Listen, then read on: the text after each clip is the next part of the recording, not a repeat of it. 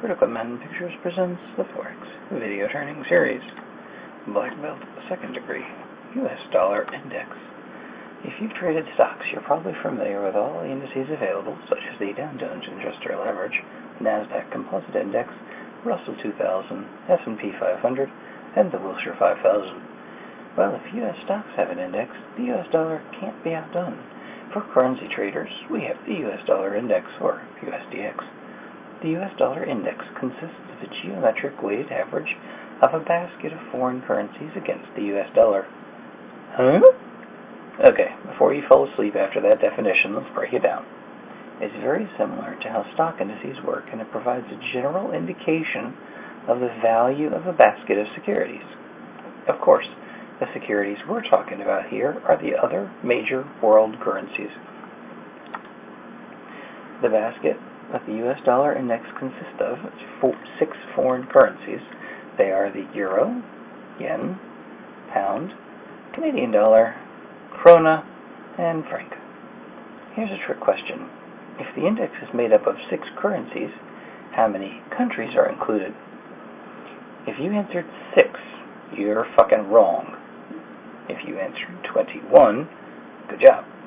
There are 21 countries total because there are 16 members of the European Union that have adopted the euro as their sole currency, plus the other 5 countries, Japan, Great Britain, Canada, Sweden, and Switzerland, and their accompanying currencies. It's obvious that 21 countries make up a small portion of the world, but many other currencies follow the U.S. dollar index very closely. This makes the USDX a pretty good tool for measuring the U.S. dollar's global strength. Now that we know what the basket of currencies is comprised of, let's go back to that geometric weighted average part. Because not every country is the same size, it's only fair that each is given an appropriate weights when calculating the U.S. dollar index. These are the current weights. With its 16 countries, euro make up a big chunk of the U.S. dollar index. The next highest is the Japanese yen, which would make sense just since Japan has one of the biggest economies in the world.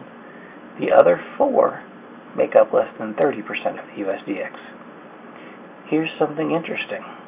When the euro falls, which way does the US dollar move?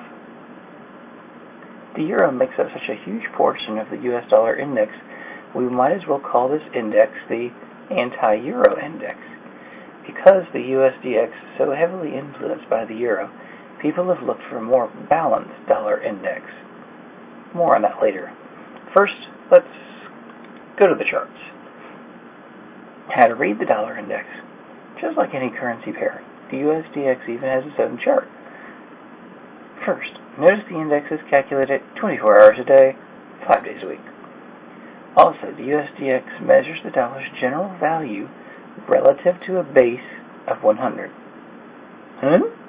Okay, for example, say the current reading is 86.212. This means the dollar has fallen 13.79% since the start of the index. 86.212 minus 100. If the reading was 120.650, it means the dollar's value has risen 20.65% since the start of the index. The start of the index is March 1973, and is when the world's biggest nations met in Washington, D.C., and all agreed to allow their currencies to float freely against each other. The start of the index is also known as the base period. The U.S. dollar index formula. This is strictly for the grown and the geeky. Is a formula for calculating the U.S. DX.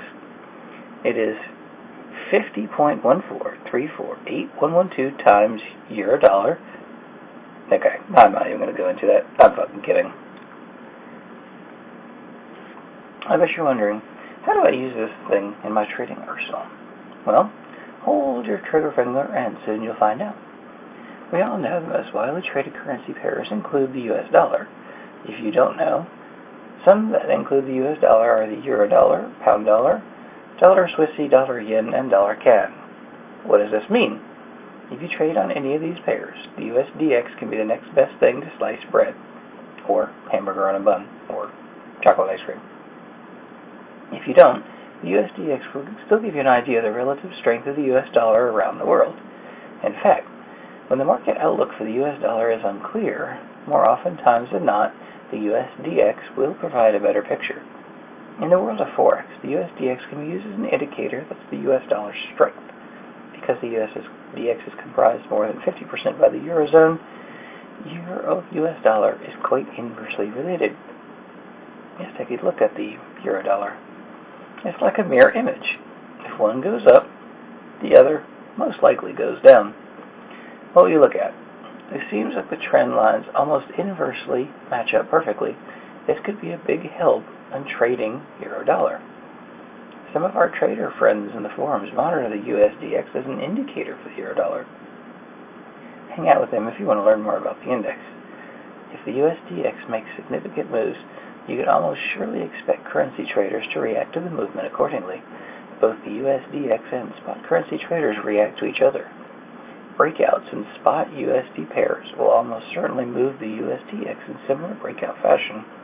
To sum it all up, currency traders use the USDX as a key indicator for the direction of the US dollar. Always keep in mind the position of the US dollar and the pair you are currently trading. For example, if the USDX is strengthening and rising and you're trading the Euro dollar, a strong US dollar will show a downtrend on the Euro dollar. If you're trading a pair in which USD is the base currency, such as the dollar Swissy, a rise in the USDX will most likely show a rise at the dollar Swissy charts. Here's a little tip you should always remember. If the US dollar is the base currency, then USDX and the currency pair should move in the same direction. If US dollar is the quote currency, then USDX and the currency pair should move in opposite directions. The dollar smile theory. Ever wonder when the dollar strengthens both in times of tough luck but the economy is moving? Well, so does everyone else. In fact, this bloke over at Morgan Stanley came up with a theory to explain this phenomenon. Stephen Chen, a former currency strategist and economist, came up with a theory named the dollar smile theory. His theory depicts three main scenarios directing the behavior of the US dollar. Here's a simple illustration. Scenario 1. Dollar appreciates due to risk aversion. The first part of the smile shows the US dollar benefiting from risk aversion, which causes investors to flee to safe haven currencies like the dollar and the yen. Since investors think the global economic situation is shaky, they are hesitant to pursue risky assets and would rather buy a less risky US dollar regardless of the condition of the US economy. Scenario 2. Dollar drops to a new low. The bottom part of the smile reflects the lackluster performance of the greenback as the U.S. grapples with weak fundamentals. The possibility of interest rate cuts also weigh the U.S. dollar down. This leads to the market shying away from the dollar. The motto for the U.S. dollar becomes, sell, sell, sell. Scenario 3. The dollar appreciates due to economic growth. Lastly, a smile begins to form as the U.S. economy sees the light at the end of the tunnel. As optimism picks up and signs of the economy recovery appear, sentiment towards the dollar begins to pick up. In other words, the greenback begins to appreciate as the U.S. economy enjoys stronger GDP growth as expectations of interest rate hikes increase. This theory appears to be in play when the 2007 financial crisis began. Remember when the dollar got a huge boost at the peak of the global recession? That's phase 1. When the market eventually bottomed in March 2009, investors suddenly switched back to the higher-yielding currencies, making the dollar the winner of the Worst Currency Award for 2009. So will the dollar smile theory hold true? Only time will tell. In any case, it's an important theory to keep in mind. Remember, all economies are cyclical. The key part is determining which part of the cycle the economy is currently in.